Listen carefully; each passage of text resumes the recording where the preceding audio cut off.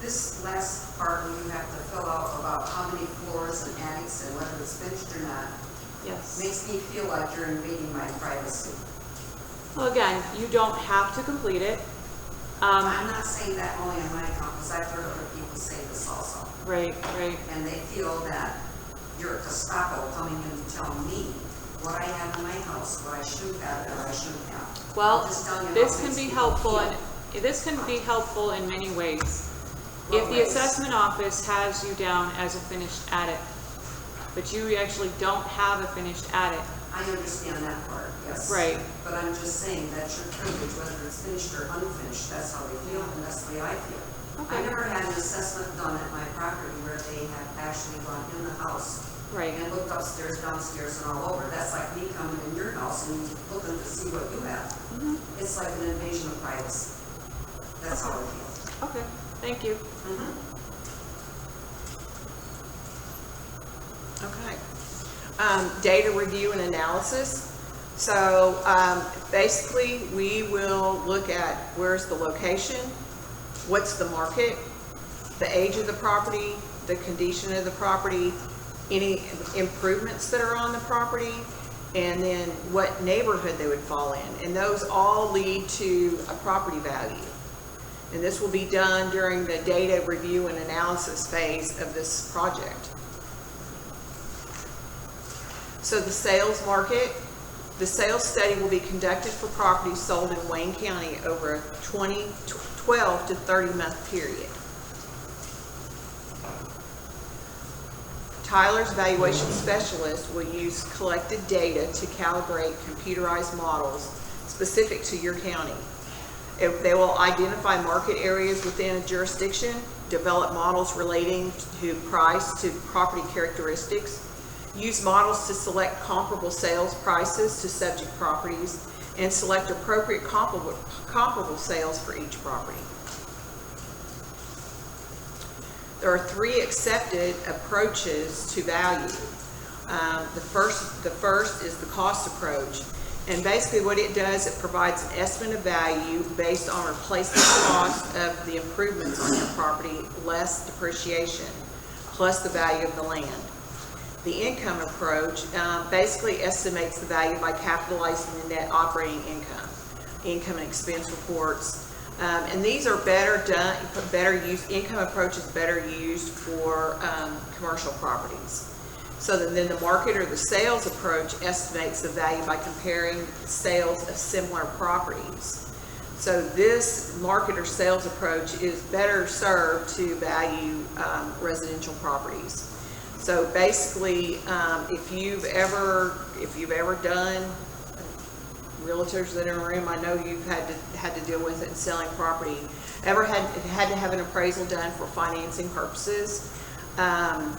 You will see, if you look through the appraisal report, there will be the 3 approaches will show there listed. And if it's a residential property, they will say that the most likely one that should be used for a residential property would be the sales approach or the market approach, because they're going to list the comparables of what they use to compare what you could sell your property for, or what your property you could buy that property for, based on similar properties. Tentative values to taxpayers. Early 2022, property owners will receive a notice of new tentative appraised values. Property owners are encouraged to evaluate whether their assessment appears to be reasonable or not. If it is reasonable, then there's no further action that you need to take. If you believe the proposed values do not reflect current market value, instructions will be provided on the notice of how to arrange an informal review of the value with Tyler. These reviews give the property owner a simple and efficient means of resolving any discrepancies. The informal review guidelines or goals would be one-on-one meetings with property owners, review the property data, collect any new information, correct any existing data that's needed, and educate property owners on the valuation process. So if you come in, you think there's something wrong with the value of your property, we'll sit down one-on-one with you, go over the components of your property, make sure that they're correct, and make any corrections as needed. So I just want to interject there again, and I had said earlier on the collection of data and how important it is. You're receiving that notice of tentative value, and that'll be coming out approximately March, and it'll be in spring of next year. When you get that notice, you'll have the new value, the tentative value which would be effective for the 2023 tax year. So we're getting this in spring of 2022. That value hasn't been finalized. This is still the informal process, that tentative value notice. This part of the process is designed again to involve the taxpayer, to be an advocate for your own property, to educate yourselves on the process, to ask questions, to correct anything about your property that may be incorrect. As we said before, we've got some very slick and sophisticated software that's using sketches and aerial photography. The county has a system that maintains their property inventory. We've got knowledgeable assessors and knowledgeable appraisers, but through all of that, there's behind every piece of sophisticated software, there's an operator who's capable of errors. And the goal is to minimize the errors, because no matter what we do, when people are involved, there can be errors. There will be errors. The goal is to reduce them, to reduce the errors to as small as possible so we have the most accurate data. So this last step of the informal review process is to meet with you, to discuss your property, and to make sure we got it right. And again, it's collecting new information, it's reviewing the information, it's correcting the information. And then, I think it's, we'll get into on a future slide a little bit about the very last step of that process. But, really, I would love to see, like I said before, the turnout here. It's great to see all of you. I'm very thankful you took the time out of your afternoon. But I would really love to see more involvement. I hope we do see more involvement as time goes on.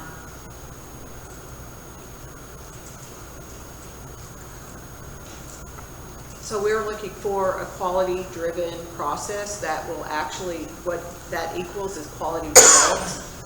So with the taxpayers' participation on completing the data mailers, getting them back, participating once you get your tentative values, if there seems to be something that doesn't seem correct, to schedule a one-on-one hearing to be able to go through that, so that when we actually get down to the data analysis, we have good information. So quality data collection plus detailed analysis and modeling plus accurate valuation review and hearings equals fairness, equity, and transparency to the taxpayer.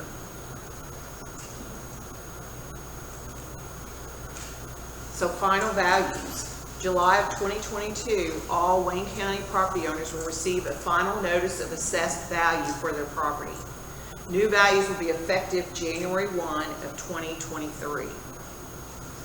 And the reason for all of this, and I think we've talked about it on the slides numerous times. The commissioners have talked about it every time they get up and talk about why they decided to make the decision to do this. It's all about fairness to the taxpayers.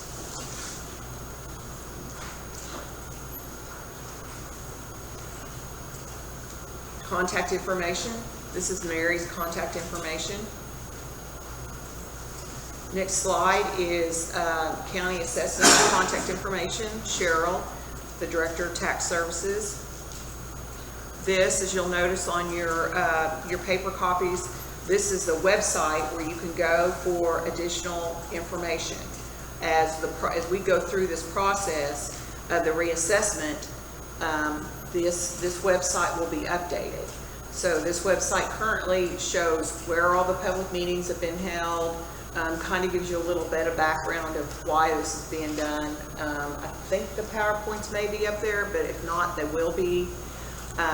So this is make sure you keep this website so that you can kind of still be a part of the process and what's happening, so you can see where we are in the whole process.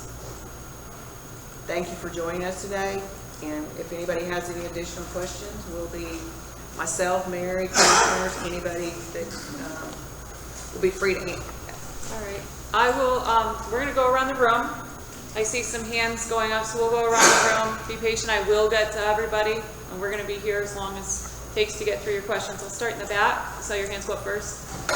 Just some clarity, this letter that's going to come out from Tyler Technologies. Yes. Does everyone receive this? The- Or only people who have had improvements? Okay, so improvements being something has been built on the property. So these are going out to residential improved properties.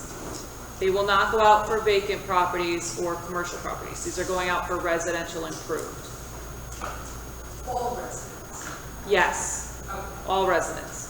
Could you give me examples of what you consider improved properties beside the obvious of making your house bigger or adding a room or, Yep. So the common misconception when you get I'll just use your tax bill for example. It says improvement on there. That's actually just referring to your dwelling or any buildings that are on the property. It doesn't mean that anyone has perceived a change has been made to the property. So when we say improvements, we're talking about development. We're talking about construction that's taken place on the property at any point in time. It doesn't have to be recent. So when we say improvements, it could be your dwelling, it could be a barn, it could be a shed, it could be, I've even seen pools where you have a house and then a lot next door and the lot just has the pool on it. So any type of construction, any type of development would be an improvement to that property. It's not raw land. is air conditioning considered an improvement? Okay, so an air conditioner is an element within a structure. So an air conditioning would be listed on this. If you have air conditioning in the house, it would be listed here if the county has listed it. Yep, so this copy that this copy that you've received here is an actual data mailer. Obviously some information has been redacted on it, but it's a copy of an actual data mailer, so you can expect yours to look just like this when it comes to you. Obviously with your information on it. Yes? Allowable exemptions, if any, for let's say hypothetically seniors, are there any discounts or what have you? Okay, so the question is, and I'm going to paraphrase a little bit. If an exemption is already on the property, or are you looking for new exemptions? A new exemption, we have none. I was just curious, you mentioned green. Clean and green. Property, or what is that? Okay, so first I'm going to talk first to the exemptions, and then I'll answer the clean and green question. Sure. Exemptions would be if a property has previously appealed to the board and they qualify for an exempt status, and it is a complicated process. I won't get into the details here in the meeting. There are some that are exempt by statute. There are some that can qualify for a special exemption by request. And the qualifications are pretty in-depth. If you have previously qualified for an exemption, and it could be a veterans exemption even, where the Veterans Affairs Department has already approved an exemption and the assessment office then applies the exemption, those should carry through the reassessment. Tyler Technologies won't be changing an exempt status. Now the board may opt to review exempt statuses at some point in time. So if any of you are in that category, in that position, that's something for you to think about going forward. If for the clean and green portion of your question, a clean and green property is a property, very loose description here, 10 acres or more, which has met all of the qualifications of a state, the outlines and the guidelines for qualifying for clean and green are from the state. If you qualified with 10 acres or more, and the county has approved your application, it is a program that you have to apply for, to enroll initially in the program. Is your deadline, it's June 1st? Correct. June 1st of every year, but the basic and very loose qualification is that it's 10 acres or more. And that property can be wooded property, can be farmed property, it can just be 10 acres or more not farmed. There's different categories that can qualify, a property can qualify for within the program. And it's, once you're enrolled, if you have an eligible property, 10 acres or more, and you apply and it's approved and you're enrolled, then it's a reduced assessment on the land. That program affects the land only. So you would have still, Tyler will calculate new values at full market value. And for properties that are currently enrolled in clean and green by 2022, then the clean and green rates, which are issued by the state, will be applied to those properties that are already enrolled. So those properties would receive both the full value and the preferential assessment of clean and green. How do you get more information on clean and green? The assessment office will have the information. And just look at Yeah. Other exemptions, I mean, the exemption portion. You know, if you're a church and you own it, you're tax free. Yeah, you know, if you're if you are a disabled American veteran, you file through the DAB, you're exempt from all taxation. If you, the other thing, homestead and farmstead, do you want to talk about that? Yes. It's important. Homestead and farmstead is also another one. If you are a resident in, you can get a homestead credit, homestead and or farmstead credit if it is your primary residence. So if you can only get it on one home, and if you live in the home, it's claim it as your primary residence, and you apply for the homestead farmstead credit, the deadline to apply is March 1st of each year. But does Wayne County ever reset their homestead farmstead credits, or do you once? They do. They do reset. But it's very minimal. Like So- if somebody living full-time in their house files for a homestead, in Wayne Highland School District, I'll use an example. Right. It only applies to the school tax, which is the one that you pay Yes. in September, October, which is the largest of the two. It's like $225. So you get a $225 discount on what you pay if you're a permanent resident. So if you decide, okay, now I'm going to go buy a house in Florida and make that my permanent residency, okay, then you're going to give up that $225 savings here, but you'll get one in Florida. So, okay, so generally speaking, when you go to file for a homestead or farmstead exemption, and farmstead it has to be a working farm, and it's twice as much. So instead of $225, you know, it's $450. A working farm and 10 acres or more. And 10 acres or more. Right. But the other scenario, the general rule of thumb for people from a standpoint of what's your residency, where do you file your state income taxes? Right. Okay? Many people in estate planning want to be a resident of Florida because there are no estate taxes there. If you have a home there, you'll say, that's my place. So when I die, all of my money and my property and everything goes to my family without any taxation. Pennsylvania, it's 4.5%, or 12 or 15, depending. But so wherever you file your state tax return will be your state of residence, and that, you know, that's a qualifying event. So bottom line is, if somebody leaves the state and leaves that exemption on the table, the school district puts in, it gets a recount, that $225 goes back into the pot, and if there are 225 houses in it, everybody will get $1 more. Right. It's not big significant changes. No, but it does change from year to year based on the number of enrolled applicants, the approved applicants, and not every school district has the same amount of tax credit. So just something to keep in mind. But the deadline for that is March 1st. But you only apply once, and you don't do it every year. Right. Because I applied many years ago, so long ago. Once you're in, you're in. So the program How do actually, we know, or how do we check that it's still working? You can come and just call up and give us your control number. Or if you look at your last year's school tax bill, Yeah. it'll say right It'll on, say it'll say right on the bill, you're included in the homestead exemption, and here was the reduced value. a lot of times It'll be people there. don't remember because the program actually came about in 2004 was the first time they sent out applications. In 2004, the applications went out twice. And they went out in the summer, they went out in December. People who enrolled didn't see any relief in the form of a credit until 2008. Yep.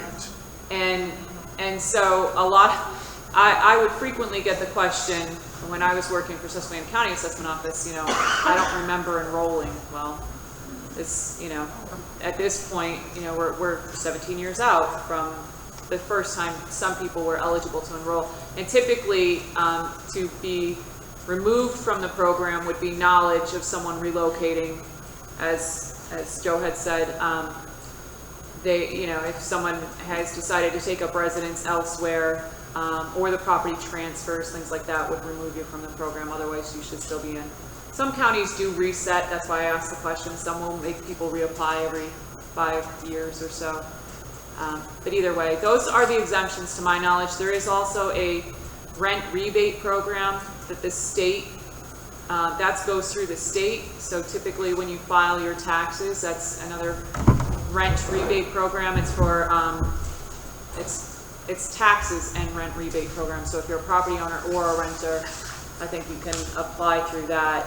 But that's a state program. Sometimes the county offices will have the information available to taxpayers. Department of Aging does that. Department of Aging. So those are the only ones that I am aware of. You had a question in the back here. Did you? Oh, no? Yes. Did you? Okay. Actually, I had a question back against the form that I came up with another question. Okay. Which is a question about the value of including any documentation because, for example, we removed the fireplace and chimney in our house. If this said 3 instead of 2, would it make sense to attach the document to show we actually took that fireplace? Yes. Or is that paper? No, it would be very welcome. Yes. So again, along with the honor system, we've been doing this a very long time, and so when we process these, I certainly don't ever want to call anybody a liar, but people do lie.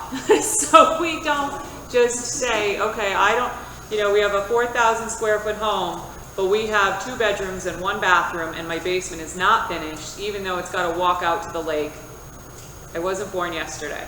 So I'm going to call that person up and I'm going to say, can I come out and visit you? Because obviously there may be inaccuracies in the data. You're telling me one thing, we see another thing. I think it would be great to get together and let me come look. And if we can verify this, then we can make these changes and make your record correct. So when somebody sends documentation like that, it just takes the questions right out of the equation, and we're usually, I still may call you and reach out to you, and even do a drive-by. If I can verify, then I wouldn't even intrude on you, see that the chimney's down, things like that. But we do our best to be very diligent about checking these. And that's happened. We see that in the assessment appeals, where somebody will say, my barn burned down, and we didn't know about it. Or it collapsed with the snow, and I didn't rebuild it. Or I took the deck off the back, and we filled the pool. Well, yeah, of course, thank you for letting us know that. And that will definitely reduce your assessment and therefore reduce your taxes. The chimney thing is the same exact thing. Or I removed central air conditioning unit that we put in 20 years ago. It failed, but I never had it on anyway. So yes, those types of things will help reduce and get a better number. Right.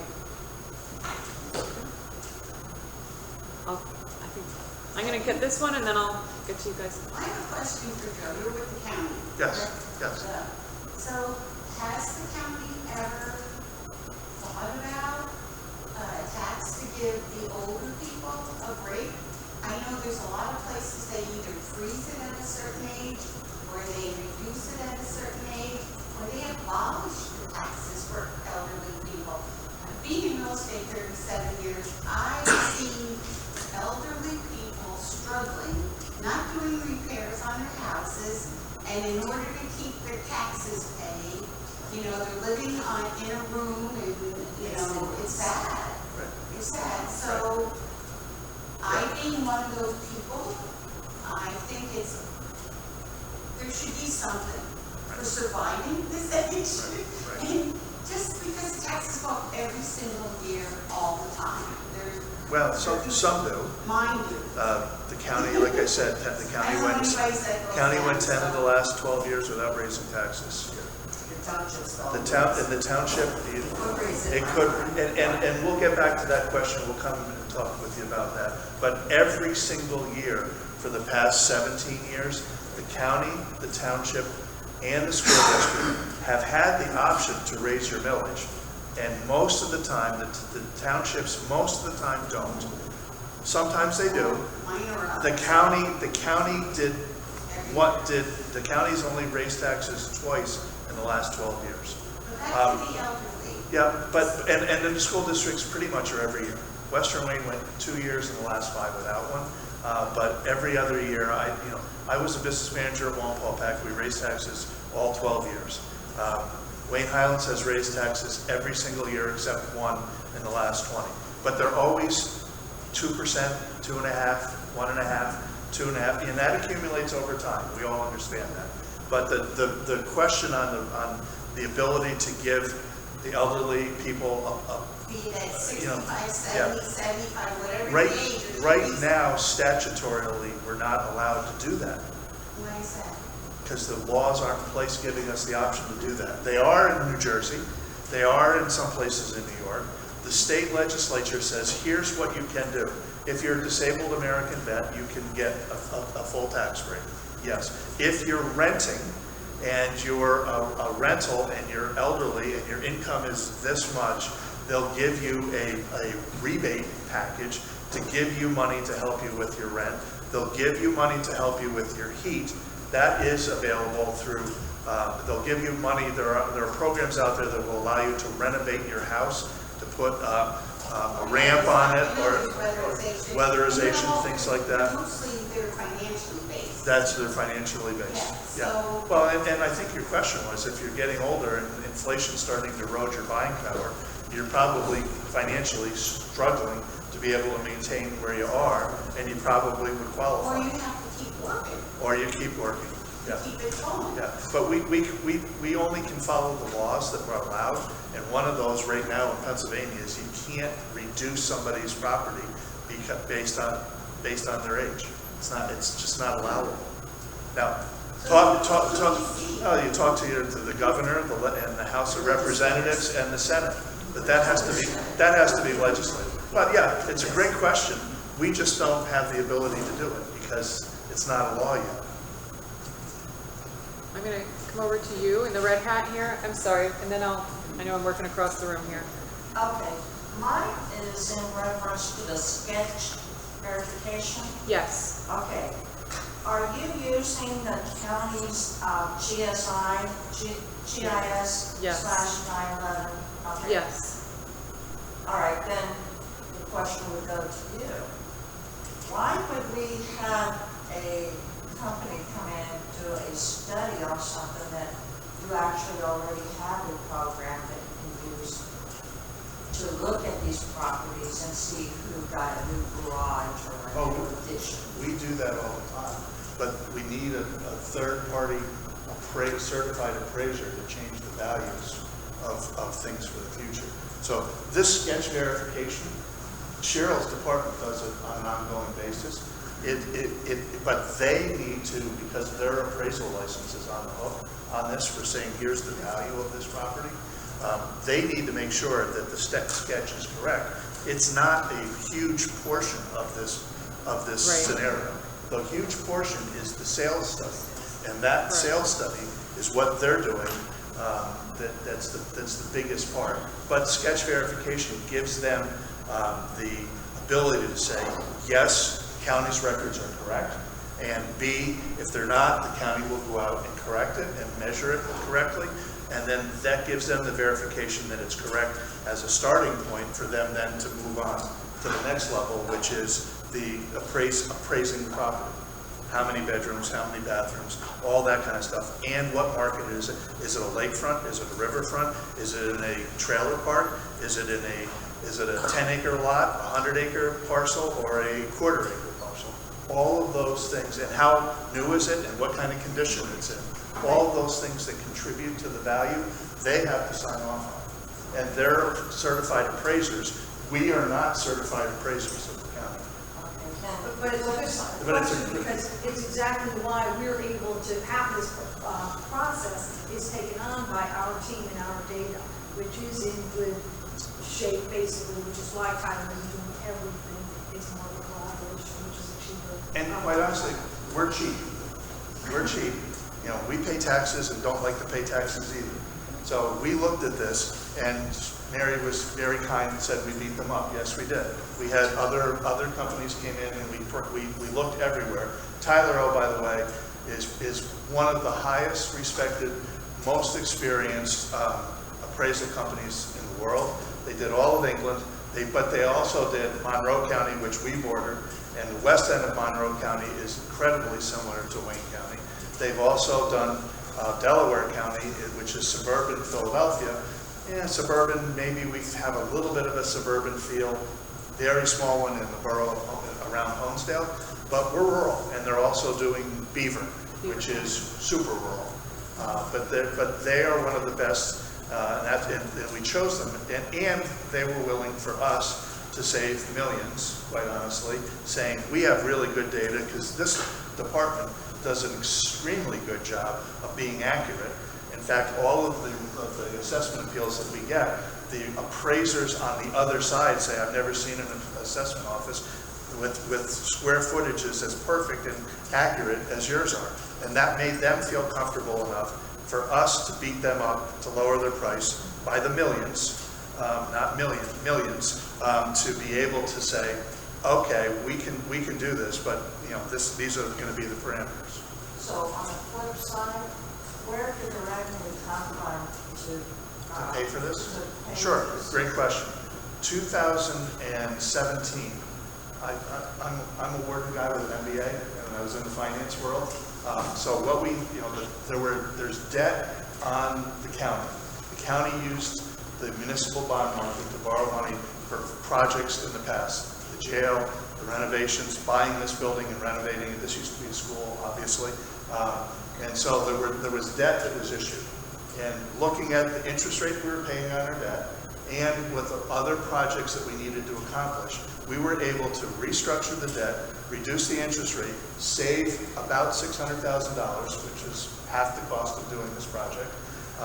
And then we were able to borrow an additional amount to be able to do energy conservation programs. And if anybody's into that or understands that, every light bulb got changed over from an incandescent or iridescent to a LED. And we saved roughly $60,000 a year on energy to be able, and we used those savings to pay for this. We did not put any tax mills on at all. We did not raise a single penny of new tax to pay for this project or any of the other renovations that we've done in the last 2 years because of the debt restructuring. The only thing we did do is we extended our debt schedule out 2 more years. At the time, we were 19 years. We went out to 21. We're now back to 19. We're out of debt in 19 years. And all of the debt that's currently there, debt service is roughly $3 million a year on a $50 million budget. So it's just like operating your house, your mortgage, here it is. If you get an opportunity to refund your mortgage and you're paying 6 and you don't want any money out of it, go refund it. You might be paying 3 and your monthly payment goes down. Well, what we did with that monthly payment, instead of making it go down, we earmarked it to do a project like this. So we did not borrow additional money. We did not have to put any additional taxation on to pay for it. We just restructured our existing debt schedules. Okay? All right, I'm gonna hit this side of the room and I'll come back to you. She's been waiting, I think, a little bit. Yeah, we talked a lot about, I guess, the homes and the improvements on the homes. What about the land value itself? And potentially like neighbors who keep in buildings and big parking lots. How does that affect anything in terms of land value and the assessment of that? Okay, so the question, for those of you in the back of the room who might not be able to hear, is about land value and how changes to neighboring properties may influence your value, and also how we come about the land values. So land values are taken from the marketplace. We're going to do our best to analyze vacant land sales. And in a county like Wayne, which, you know, in a rural county, it's much easier to develop a land value from sales than it is in a more densely populated area where land sales are fewer and far between. So first, it's too premature for me to speculate on what land values currently would be. We're just starting to dig into the sales analysis now. But the answer is we'll do our best to reflect the market value for land. So the next part of the question, which was changes to improvements on land, development, use, and how that might impact yours. Obviously, we're going to compare apples to apples. So we're going to compare your home to homes that are similar to yours. So we won't compare your home if it's strictly residential, you're in a residential neighborhood. We're not going to compare it to the camp next door or to a business down the street. Now, if either of those things have an impact on your value, whether it be a negative or a positive impact on your value, again, we'll note that from the marketplace, because if it's a positive impact, for instance, you're in a lake community, and the neighboring lake, or the amenities nearby are a draw and a positive influence on that community. We see more desirable properties as a result of those amenities. Then we're going to see it across that neighborhood. They'll all be impacted by it. Does that make sense? And conversely, if there's one of the stories that I told at another meeting was in a county that had a pig farm. And so during the prior reassessment, the pig farm was in place. All of the neighboring properties had received a negative factor because of the stigma of living next to a pig farm. Well, the pig farm went away through the course of the years. But that negative influence on those properties, that negative factor had never been removed. So in the new reassessment, the pig farm is gone. There's no longer a negative influence or a negative impact on their value. So that's removed. So things like that, changes in neighboring properties, can impact yours. It typically will also impact neighboring properties. It's not always the case, but it can. But at the end of the day, we're still comparing apples to apples. So your property would be compared to resident, if it's strictly residential, to similar residential property. Did I answer your question fully? Yeah, Britta, I think I grew up in Hawley. Hawley, 30 years ago was more desirable than it is now to be a resident in town. A lot of the properties have depreciated and haven't been maintained well, and therefore, when they go through and do this study, they're going to find that those houses and those properties didn't appreciate at the same rate that, say, houses did in Lakeville, which is more desirable. More people have come there, built nicer houses, maintained routine, all those things have happened. So the differential is going to change with this new assessment. The downtown Hawley properties may have stayed the same in value for 17 years, and the property in Lakeville may have gone up 50%. So that's the reason for having to do this whole reassessment project in the first place. Is every property, taxation is based on the market value of your house. If the market value of your house hasn't appreciated and everybody else's has, you're paying too much. So, and if yours has tripled in value and the average has only, stayed the same, then you're probably paying too little. And again, that's all based on law. If the school district, the county, and the township base their taxation on the value of your real estate, it needs to be accurate and fair. And that's what this is all about.